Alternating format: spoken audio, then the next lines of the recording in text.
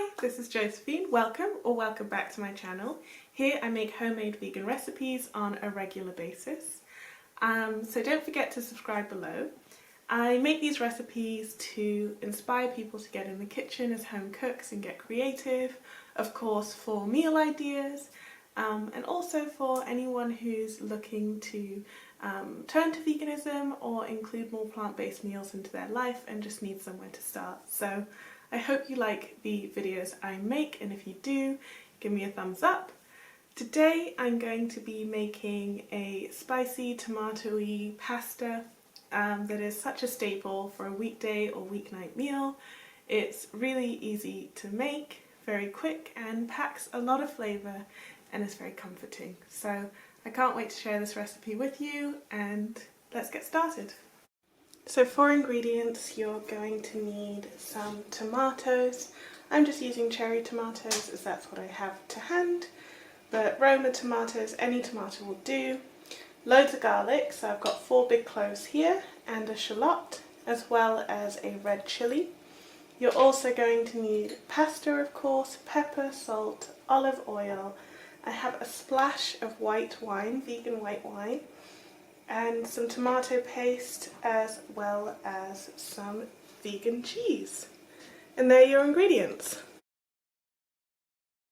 Going to start this recipe by putting some heavily salted water on to boil. Like I say, this is a very quick recipe, so 10 to 15 minutes is all that you need.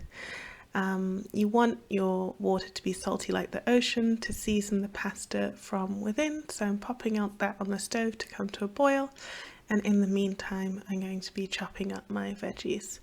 So I'm dicing up my shallot nice and fine, so here you can see I'm just peeling it and then cutting it lengthways and then widthways into small cubes so that those cook nice and quickly.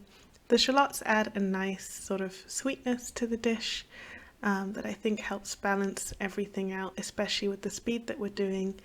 It adds a little bit of depth.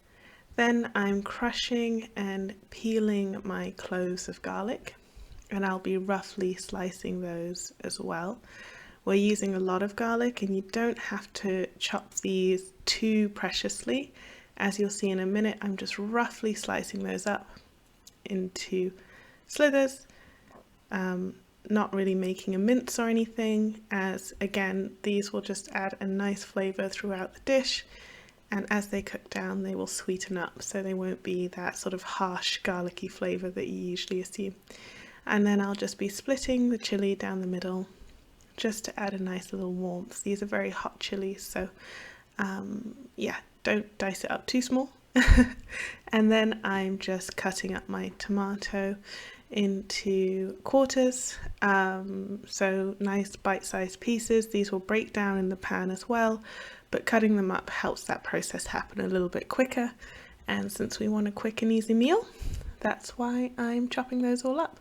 I'm putting those aside on a different plate as they'll go in after the aromatics. So then I'm just heating up some olive oil in the pan, making sure that's spread out nicely, and then I'll be popping in the onions and the chilies just for a few minutes to start sort of getting a little bit soft before adding in the garlic. We don't want to burn the garlic, and garlic cooks very quickly, so then I'm popping in that garlic, mixing it around.